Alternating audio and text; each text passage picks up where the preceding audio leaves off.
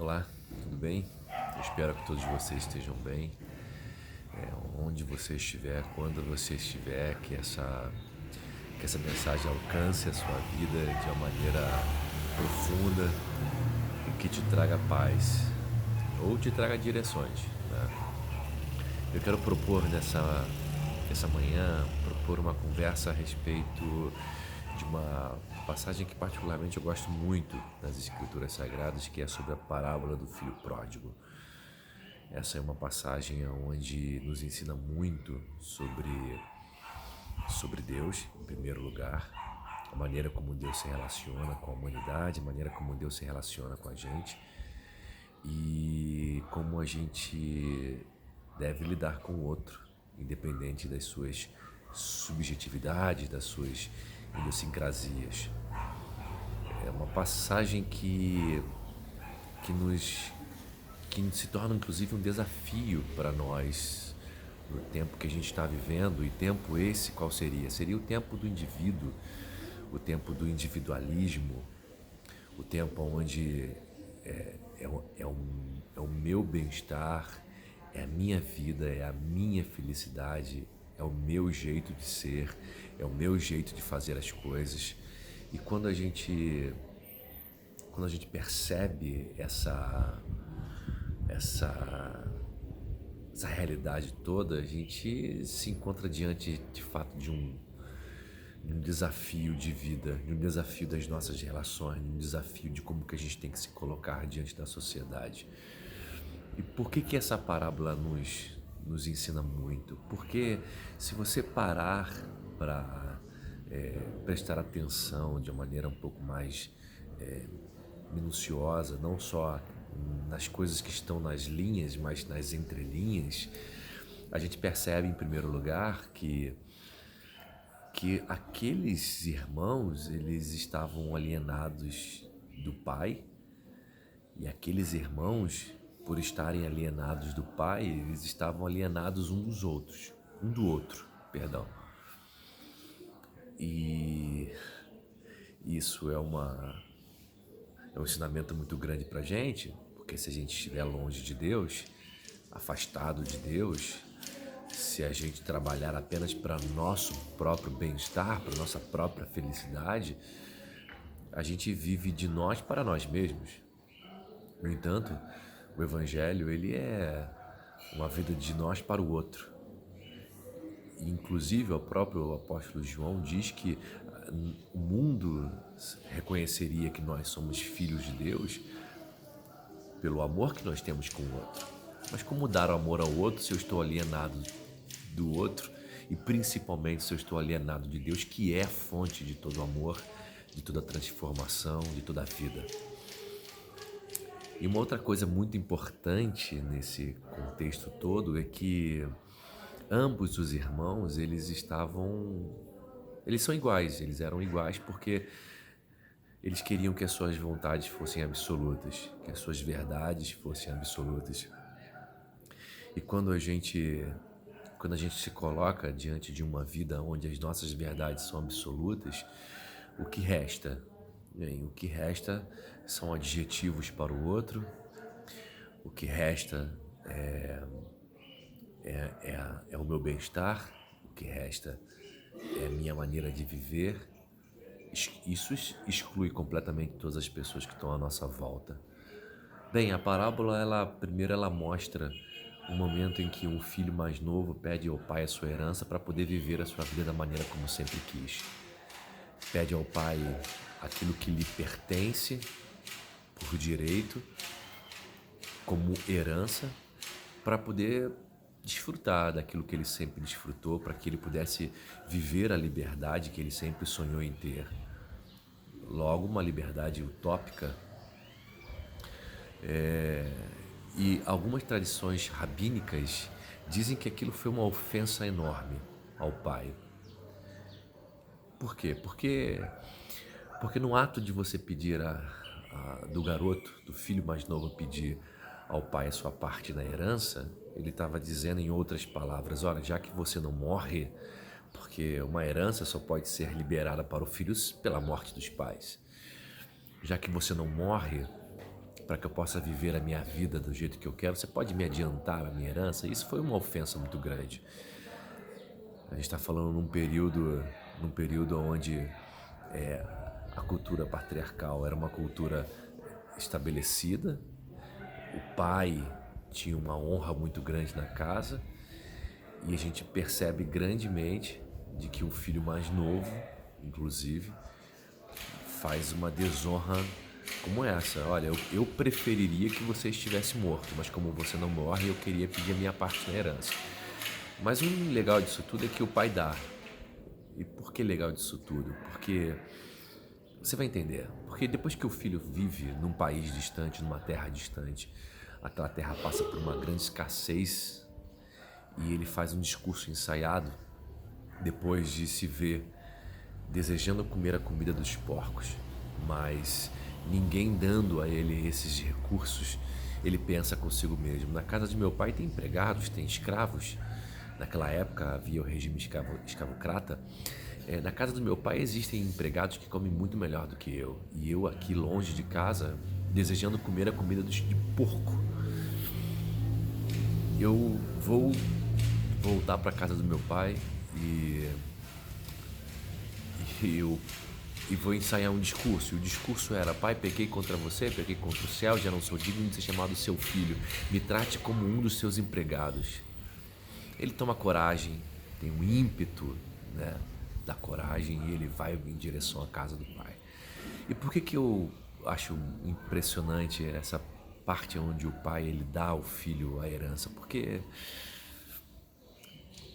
a herança não é maior do que o filho. A herança não é nada para o pai. O que importa é o filho, e o pai dá. Você pode me dizer assim: pô, mas o pai vai dar mesmo sabendo que ele vai viver os piores momentos da sua vida. E isso é de uma beleza impressionante, porque o pai trata o filho com liberdade. Amor não é prisão, amor não é gaiola, amor é liberdade. A liberdade que o Pai nos dá, que Deus nos dá, da gente viver a nossa própria vida e Ele continuar nos abençoando, é de uma magnitude, é de uma exuberância nababesca, é de algo profundo, sabe? Que é inclusive além da nossa capacidade de compreensão. Mas o Pai, assim como Deus, Ele nos trata com liberdade. E essa liberdade foi que Ele tratou o Filho. Lembrando que o amor não é gaiola. Ninguém que ama aprisiona. Quem ama age com liberdade, o amor é livre. O amor é livre. E ele volta para a casa do pai, e no momento em que o pai o avista, ele sai correndo de onde ele estava, o pai que foi desonrado. Por isso que essa história é uma história fascinante sobre Deus, porque ele sai correndo em direção ao filho, ele sai da sua casa, talvez do seu lugar de honra, e ele vai correndo para o seu filho, e o filho começa o seu discurso ensaiado: pai, pequei contra você, pequei contra o céu, já não sou digno de ser chamado seu filho. Ele interrompe o filho, lhe abraça, lhe dá um beijo, manda trazer as melhores roupas. E aqui as melhores roupas, nas versões mais elucidadas, diz que as roupas eram deles, ou seja, ele pediu aos seus servos: tragam as minhas roupas para dar ao meu filho, porque ele estava morto e agora reviveu, ele estava perdido e agora foi encontrado. E prepara um grande banquete, dá um anel novo de autoridade para ele, calça uma nova sandália, troca-lhes a roupa e prepara uma grande festa. O seu irmão mais velho, que estava trabalhando na fazenda do pai, avista a grande festa e pergunta para um dos empregados: o que está acontecendo ali? E aí ele diz: teu irmão voltou. E o teu pai mandou preparar para ele uma grande festa. Um ciúme nasce da felicidade alheia. O ciúme nasce do bem-estar alheio. E ele decide não ir se encontrar com o pai, de não ir à festa que o pai estava programando. O pai, quando soube disso, sai do seu lugar e vai até o encontro do seu irmão, do filho mais velho e diz: para com isso, vamos pra festa. Não, não vou.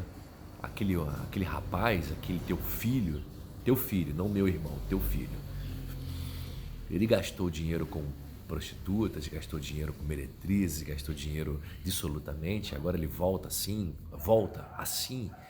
e você o recebe desse jeito, e você nunca me deu um cabrito magro. As traduções originais dizem: você nunca me deu um cabrito magro para festejar com os meus amigos. E o pai diz: olha, o seu filho estava perdido, ele foi encontrado. Ele estava morto e ele está vivo. Isso é motivo de alegria para mim. Perceba, existe uma proposta de raciocínio dado por Rubens Alves, teólogo, escritor, professor, já falecido, que ele dizia que quando o filho mais novo chega diante do pai e diz assim: pai, eu já não sou digno de ser chamado seu filho, me trate como um dos teus empregados, ele diz assim: filho, eu não somo débitos, eu não contabilizo débitos.